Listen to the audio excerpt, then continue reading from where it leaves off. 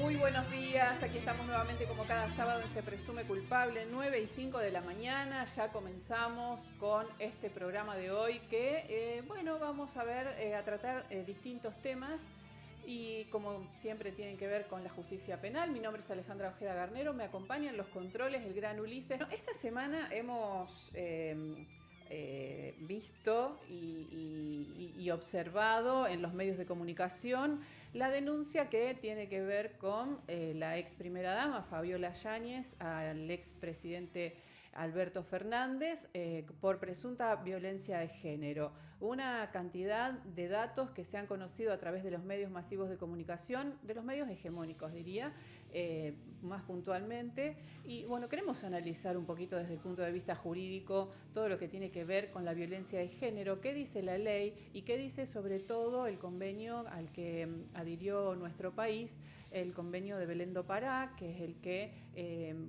una legislación que intenta erradicar la violencia contra las mujeres. Para hablar del tema, como siempre, palabra autorizada y habitual invitado de nuestro programa, el doctor Rodrigo Masuccini. Buenos días. Buenos días, Alejandra. ¿Qué tal? ¿Cómo estás? Bien, bien. ¿Todo bien? Bueno, ¿qué tema este de la violencia de género? Es un tema muy delicado y creo que se ha tomado con mucha liviandad en los medios de comunicación.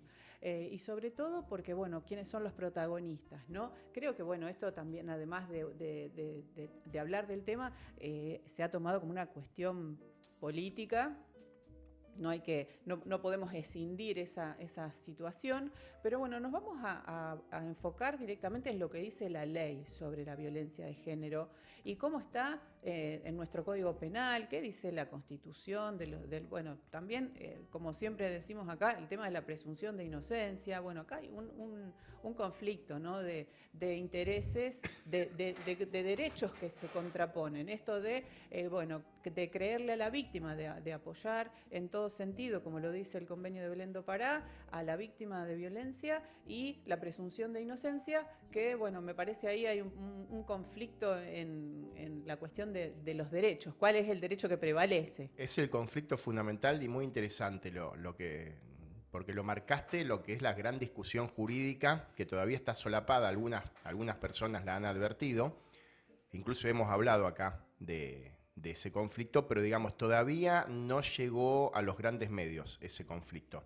Obviamente todavía no han tocado a alguien que el poder quiere defender. Uh-huh.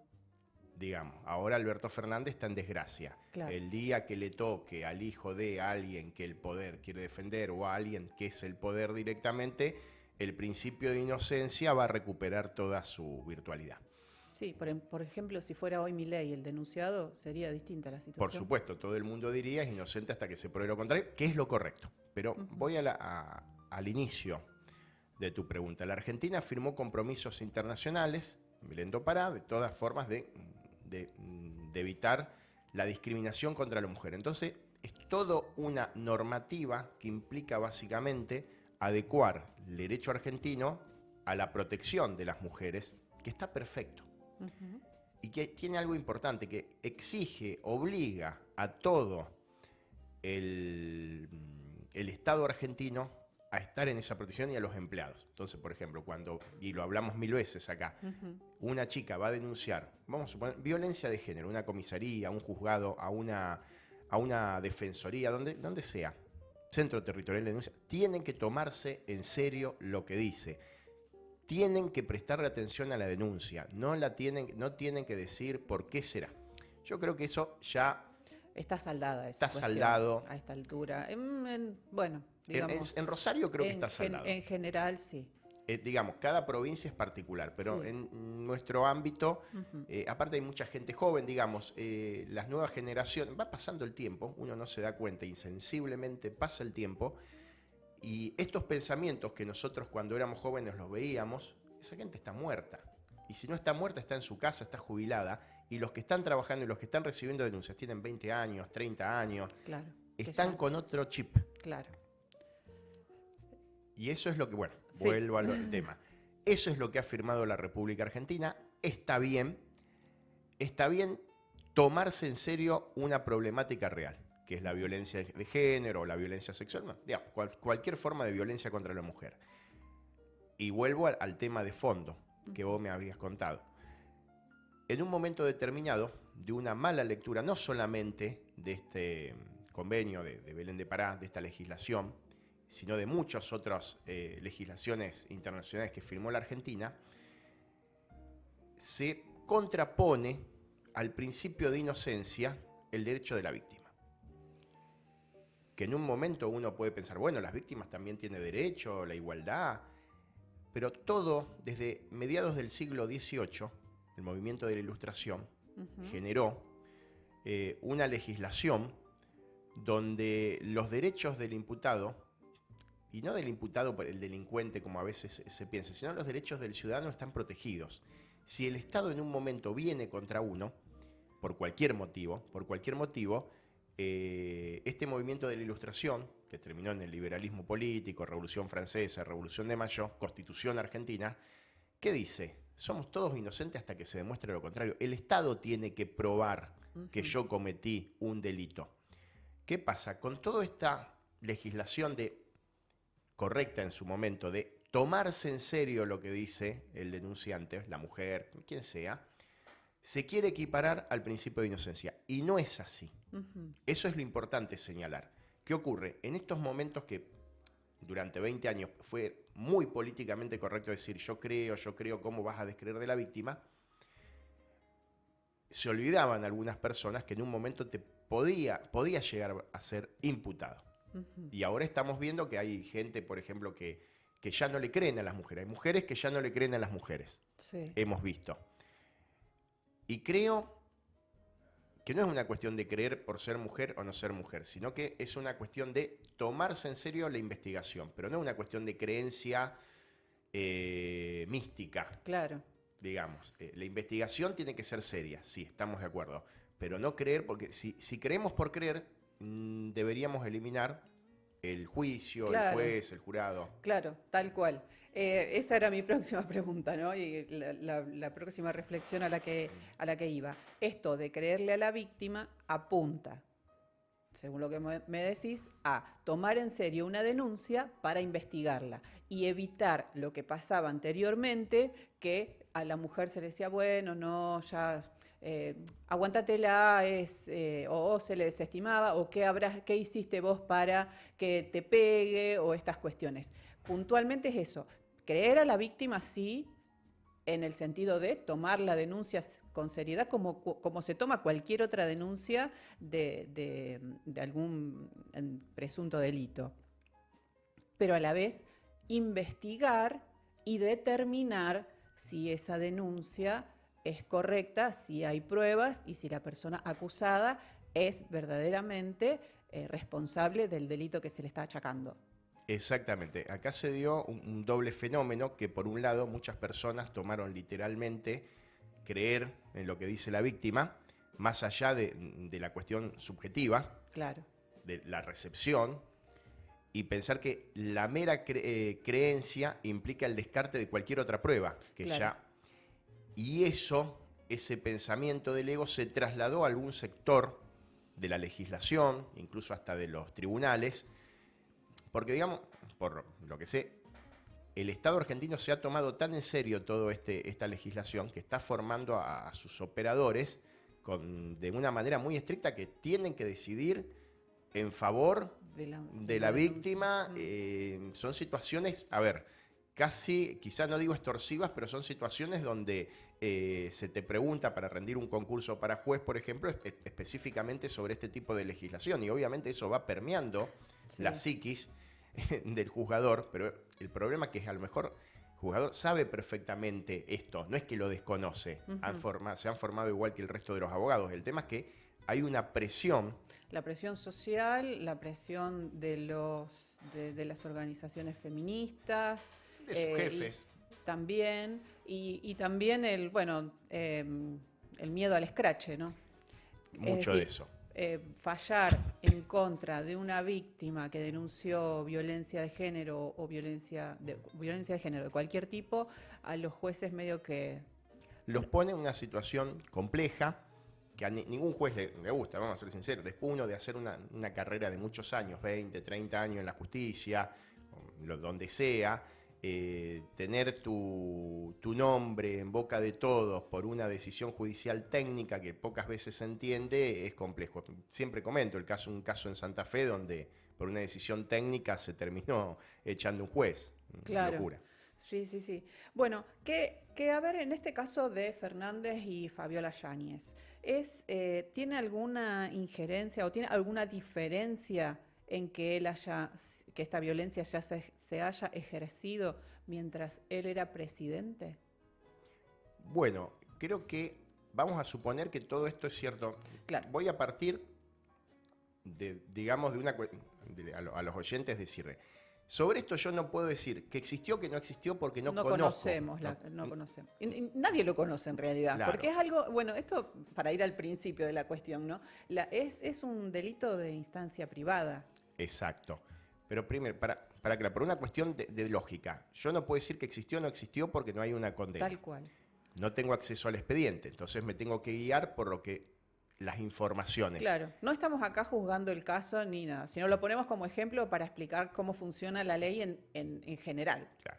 Vamos a suponer que en un contexto de violencia de género, lo fundamental de la violencia de género y de la visión penal de estos delitos es que hay una desigualdad intrínseca, a veces, entre la mujer y el hombre, pero no siempre, sino hay situaciones de poder. Obviamente, si alguien es presidente de la nación, la situación de poder y desigualdad es enorme, porque él maneja, más en la situación de pandemia, donde la gente estaba encerrada, donde Alberto Fernández te prohibía, a ver, no quiero entrar en una discusión, donde no podías salir a la calle válidamente, creo que por razones sanitarias válidas, pero estabas aislado. Sí. Entonces se da, Fabiola Yáñez, en este hipotético contexto que ella denuncia, estaba en una situación tremenda, encerrada con su propio violentador, si esa palabra existe.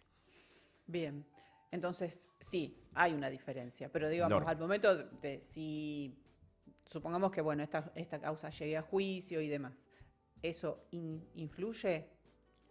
Yo creo que sí. Sí. Digamos, en el hipotético monto de la pena, el juez va a tener en cuenta que esta persona no era un indigente, una persona que no tenía ninguna formación, sino que era el presidente de la nación. Yo creo que eso influye en una característica subjetiva para imponer la pena. Bien. Bueno, se habla de distintos tipos de lesiones.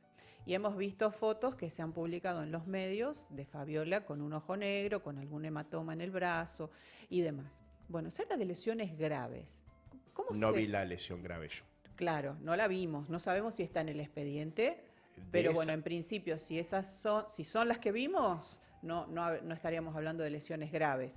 Yo creo que ni siquiera leve llega. Claro, ¿cuál es la clasificación de lesiones? Porque se está hablando de imputaciones de delitos que realmente las lesiones graves, bueno, como bien decís, yo no las veo, las leves tampoco. Bueno, ¿cómo está tipificado eso para valorar el tipo de lesiones?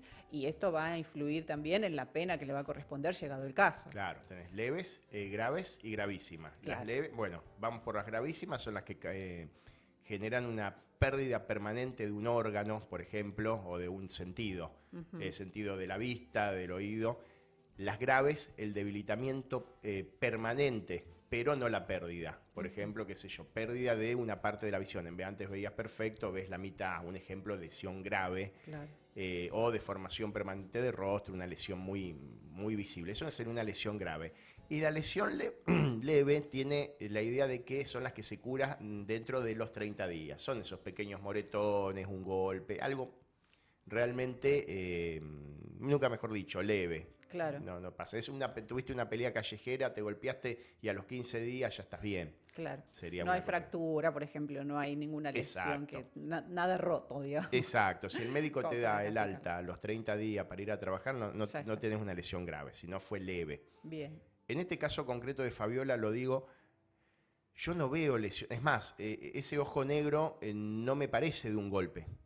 A mí, ¿por qué? Porque la lesión, primero que la forma del ojo golpeado, primero está mucho más hinchado, la coloración es diferente, Sí. Aparte existen diferentes grados de coloración según el tiempo que se lleva el golpe, primero morado, después verdoso, amarillo, va Claro, cambiando, sí. no recuerdo el orden ahora, Sí. pero y aparte está muy bien delineado.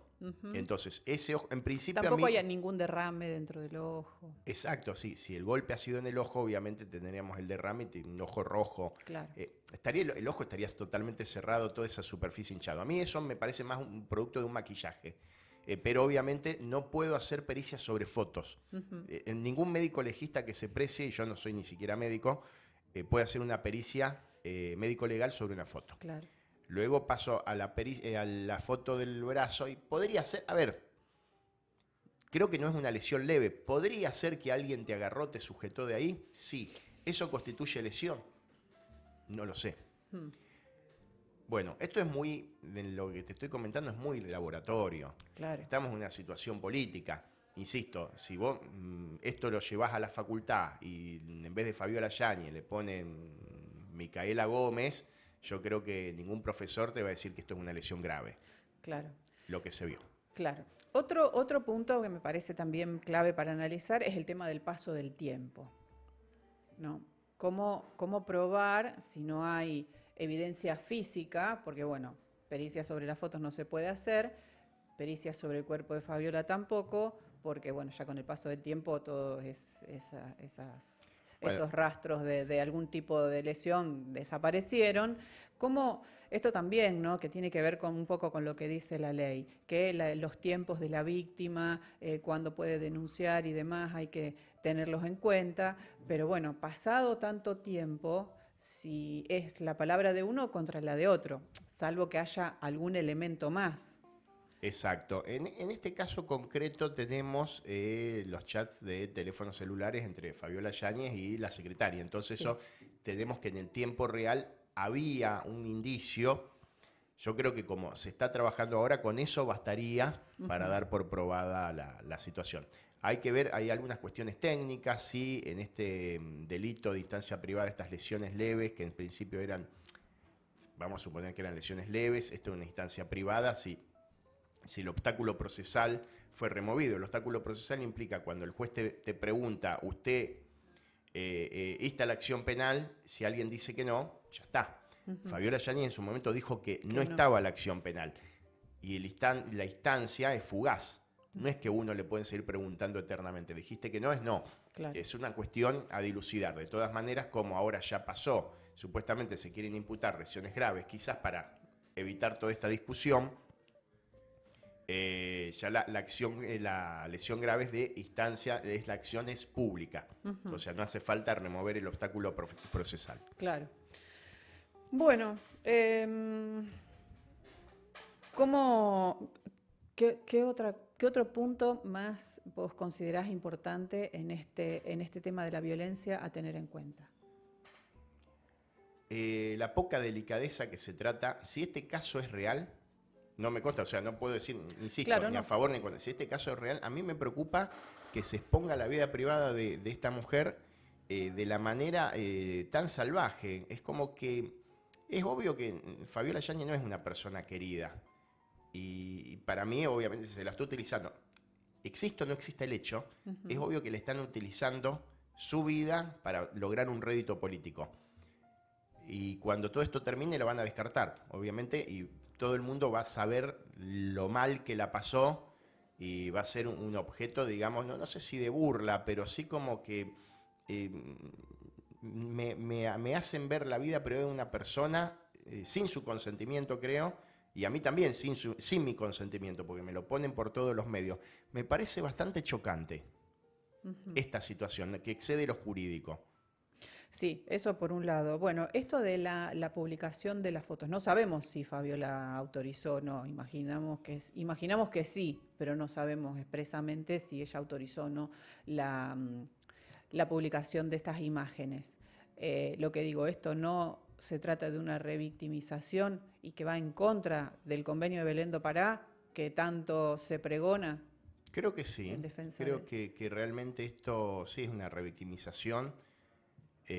Porque ver las 24 horas este tema tan íntimo, la verdad que no insisto, me afecta porque estoy pensando en todos los pormenores, ¿no? Que alguien que ha sido golpeado, que supuestamente no podía salir de la residencia de Olivos, ver esto una y otra vez, yo creo que sí, afecta totalmente, y el Estado argentino sí tiene la obligación de evitar que esto se filtre, o de decir, basta. Esto, bueno, apunta más que nada a una operación política, ¿no? Va por ese lado me parece, la utilización de este caso. Sin duda es político porque tienen digamos, los operadores mediáticos que están fogoneando, son personas que nunca se los ha visto militando por las causas de las mujeres, ni del aborto. Ponga exagerando, no me imagino a Eduardo Feynman sufriendo por la violencia contra las mujeres, ni a Johnny Vial, pongo los ejemplos, ¿no? Entonces, es obvio que le han dicho, este tema hay que moverlo. Claro. No les creo. Rodrigo, se habla en los medios también de, que esto me gustaría aclararlo, de delito continuado. ¿A qué se refiere El delito eso? continuado, básicamente yo tengo un único plan criminal. Mi plan criminal es venir a la radio, por ejemplo, y cada vez que vengo me llevo un micrófono. Pero mi plan es llevarme todos los micrófonos. Lo que pasa es que no puedo llevarme todos juntos. Entonces vengo, me llevo un día un micrófono, otro sábado otro micrófono, hasta que me llevo todos.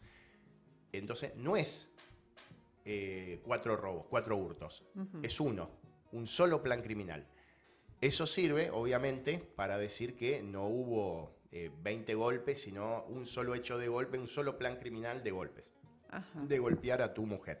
No se usa habitualmente para ese tipo de delitos. Por ejemplo, se usa para hurtos, para robo. En realidad se usa muy poco. Yo lo he planteado un par de veces, me han preguntado qué es eso. Un fiscal me preguntó, ¿y eso qué es? Pero bueno. Claro. No, porque se habla mucho de esto, ¿no? Y digo, ¿cabe en este caso de hay que ver la habilidad del quien lo plantea. Yo insisto, para este tipo de delitos no me imagino que alguien pueda decirme, mira, Alberto Fernández tenía el plan criminal de golpear a su mujer siempre, nada más que iba dividiendo los golpes, depende del humor. No me parece, pero bueno, si lo plantea bien el abogado. Claro. Otra cuestión que también se discutió mucho en los medios es los deberes de funcionario público de quienes estaban alrededor de las dos personas que están involucradas en este hecho. ¿Hay alguna persona que haya tenido la obligación, o que haya visto, que haya presenciado la obligación de denunciar? A ver. ¿Cómo es esta cuestión? Porque está como, viste, bueno, existe. Sí, hubo personas que conocían, como por ejemplo se dice que Fabiola habló con la ministra de Género y le hizo saber su situación y esa persona no hizo nada. La misma secretaria que recibió los mensajes, la secretaria de Alberto, que recibió los mensajes supuestos de golpizas y demás y no denunció. ¿Cómo el tema de la ministra de la Mujer tiene una situación más fácil. En el sentido de que no existe ninguna denuncia formal. La ministra va a decir, mira, nunca me dijo, porque ¿cómo puede intervenir un funcionario si no tiene un anoticiamiento? Eso es lo primero que contestaría. Y no es una cuestión menor. Si no hay ningún nexo de causalidad entre la ministra y Fabiola, es una palabra contra palabra. Luego, vamos a suponer que estaba en la Quinta de Olivos y le estaban pegando a Fabiola. El deber de cualquier policía, sea quien sea, tiene que intervenir y labrar la actuación. Si un policía lo vio, un custodio, debió intervenir. Obviamente casi imposible, por supuesto, pero claro, es lo que dice la ley. ¿Debió intervenir? Sí, debió intervenir, hacer un acta, llamar al fiscal y iniciar las actuaciones. Y ahí le tendrían que haber preguntado a Fabiola si la instancia la removía para iniciar la investigación. Eso no pasó. En cuanto al médico, es una situación bastante compleja porque también hay un secreto profesional en el medio. Vos vi una persona golpeada, pero a la vez, si ella no lo denuncia, no remueve ese obstáculo, el médico también al médico lo pone en una situación bastante difícil. Claro. Esto es porque es un delito de instancia privada, porque si llega una persona baleada a un hospital, el médico tiene que denunciar. Los hospitales públicos, a ver, yo insisto que la obligación de denunciar solamente es en el ámbito de tus actividades muy específicas y en el caso, por ejemplo, de los que tienen que estar reacción penal, fiscales y policías. Después, que el ciudadano común tenga una obligación de denunciar per se, no. No, no, ciudadano común no. Acá estamos hablando de, Médico, de bueno, incumplimiento de los deberes funcionario público, por pero ejemplo, por si le ejemplo, cabe a alguna de las personas que estaba dentro de yo la estoy quinta. en un sanatorio, yo estoy en mi consultorio privado, soy médico, viene alguien baleado. Yo tengo mis dudas si hay una obligación de denunciar. Para mí no. En todo caso, es una cuestión que la policía debe investigar por qué terminó baleado. Si me preguntan, diré, la verdad, sí, vi una persona baleado. Después, en los lugares públicos, bueno, hay una guardia policial. Ni siquiera tiene que decir nada el médico. El médico no. No, porque hay una guardia policial que se entera de esas situaciones. Pero bueno, son cuestiones delicadas, insisto. A veces uno tenemos la convicción que todos queremos saber todo. Yo no sé si es tan bueno que todos sepamos todo. Bueno, Rodrigo, para cerrar, ¿alguna reflexión final? Insisto, son temas delicados. Los temas privados, volviendo al tema, no tenemos que saber qué es lo que pasa al interior de cada hogar contra la voluntad de los habitantes de ese hogar. Bien. Me parece eso una síntesis, ¿no? Muy interesante para cerrar este tema. Bueno, muchas gracias, Rodrigo Mazzuccini, por haber compartido esta mañana con Se Presume Culpable.